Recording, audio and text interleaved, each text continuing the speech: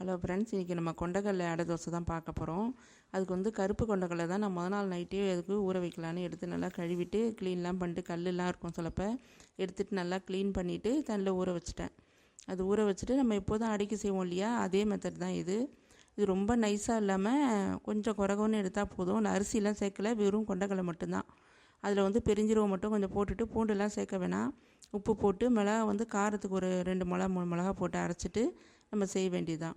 இதில் வந்து நம்ம எண்ணெய் ஊற்றி நம்ம வந்து ஜீரகம் கடுகு மட்டும் தாளித்து வெங்காயம் தாளித்து போட்டு அப்புறம் முருங்கீரை உருவி போட்டிருக்கேன். முருங்கீரை வந்து துளிராக போடணும். ரொம்ப முத்தலாக இருந்ததுன்னா சாப்பிடும்போது ஒரு மாதிரி மரன்னு இருக்கும். துளிராக சேர்த்தோம்னா நல்லாயிருக்கும். இப்போ கீரை பார்த்தீங்கன்னா நான் 2 கரண்டி 3 கரண்டிக்கே வந்து நான் ஒரு 2-3 பொடி சரி கீரை போட்டு செஞ்சுருக்கேன். அது வந்து உடம்புக்கு ரொம்பவே நல்லது. நம்ம கால்சியம் சத்துக்கு நம்ம அடிக்கடி சாப்பிட்லாம். அதனால் குழந்தைங்க வந்து இந்த மாதிரி சாப்பிட மாட்டேன்றவங்களுக்கு நம்ம இந்த மாதிரி செஞ்சு கொடுத்தா ரொம்பவே நல்லா சாப்பிடுவாங்க. இது உடம்புக்கு சத்து மிகுந்ததாகவும் இருக்கும். இப்போ பெண்களுக்கும் பார்த்திங்கன்னா நமக்கு இப்போ ஒரு 40+ லேடிஸ்களுக்கும் சரி, அதுமாரி சின்ன குழந்தைங்களும் இருக்காங்க இல்லையா வீட்டில், நம்ம பெண் குழந்தைங்க அவங்களுக்கு எல்லாருக்குமே நல்லது தான். இருந்தாலும் நம்மளை மாதிரி உள்ள கேர்ள்ஸ் அடிக்கடி எடுத்துக்கிறது இந்த எலும்பு இதை மாதிரி தேய்மானம்லாம் சொல்கிறாங்க இல்லையா, வலி இதெல்லாம் இருக்காது.